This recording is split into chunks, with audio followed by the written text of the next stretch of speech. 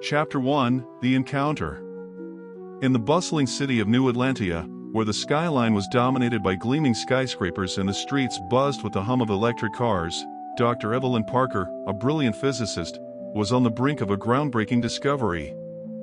For years, she had dedicated her life to studying the mysteries of quantum mechanics and the concept of parallel realities. Her theories, though controversial, had garnered the attention of the scientific community and beyond. Late one evening, as the city began to wind down, Evelyn found herself alone in her lab, surrounded by a maze of equipment and glowing monitors. Her latest experiment, a device designed to detect and potentially access parallel worlds, was nearing completion. The air was thick with anticipation and the faint hum of machinery. As she meticulously adjusted the final settings, a sudden surge of energy coursed through the room. The device sprang to life, emitting a pulsating blue light. Evelyn's heart raced as she watched the readings on the monitors. The data was unlike anything she had ever seen, a signal, or resonance, from another world. Chapter 2: The Voice. The next day, Evelyn shared her findings with her colleague and close friend, Dr. Lucas Reed. Lucas, a theoretical physicist with a penchant for the unexplained, was equally fascinated by the implications of Evelyn's discovery. "This could change everything," Lucas said, his eyes wide with excitement. "Imagine the possibilities, other versions of ourselves, other choices, other outcomes. We have to explore this further." Driven by their shared passion, Evelyn and Lucas spent the following weeks refining the device and conducting numerous tests. One evening, as they monitored the device, a strange phenomenon occurred. Through the static and noise, a voice emerged, faint, but unmistakably human. "Evelyn, can you hear me?" The voice sent chills down Evelyn's spine. It was her own voice, but different, as if coming from a distant, distorted mirror. She exchanged a stunned glance with Lucas. Chapter 3: The Parallel. Determined to uncover the source of the voice, Evelyn and Lucas intensified their efforts. They hypothesized that the device had created a bridge between their reality and another, allowing communication across dimensions. With each experiment, the voice became clearer, more coherent. "Evelyn, I am you, from another world," the voice explained during one session. "In my reality, we are facing a crisis, a catastrophic event that threatens to destroy our world. We need your help." Evelyn felt a profound connection to her parallel self, a bond that transcended the boundaries of space and time.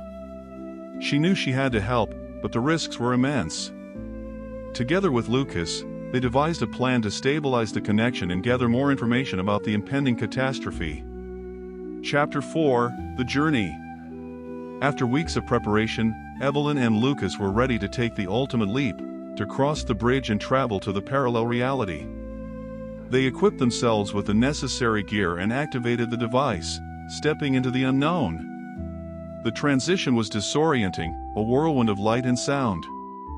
When they emerged on the other side, they found themselves in a world both familiar and alien. The skyline of New Atlantia was similar, but the atmosphere was charged with tension and unease. They were greeted by the parallel Evelyn, who led them to her lab.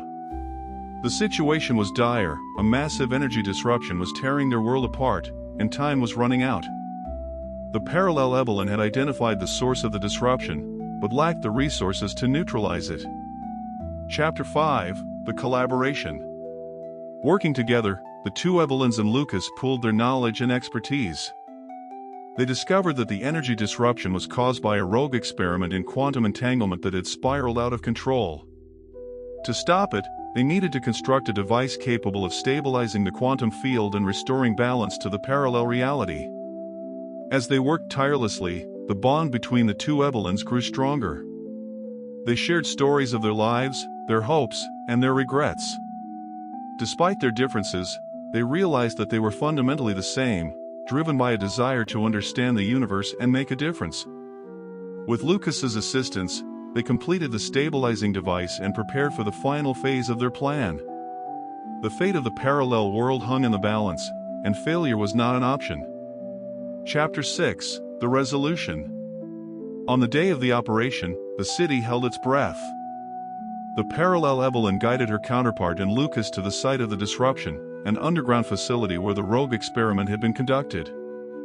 The air was thick with tension as they carefully activated the stabilizing device. For a moment, nothing happened.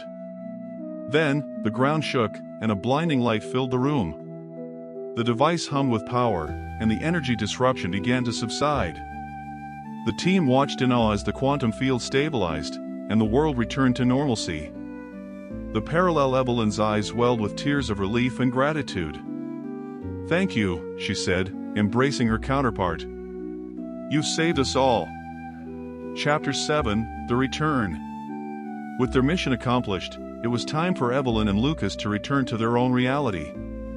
They bid farewell to their parallel selves, knowing that their paths had crossed for a reason. The experience had changed them, deepening their understanding of the interconnectedness of all things.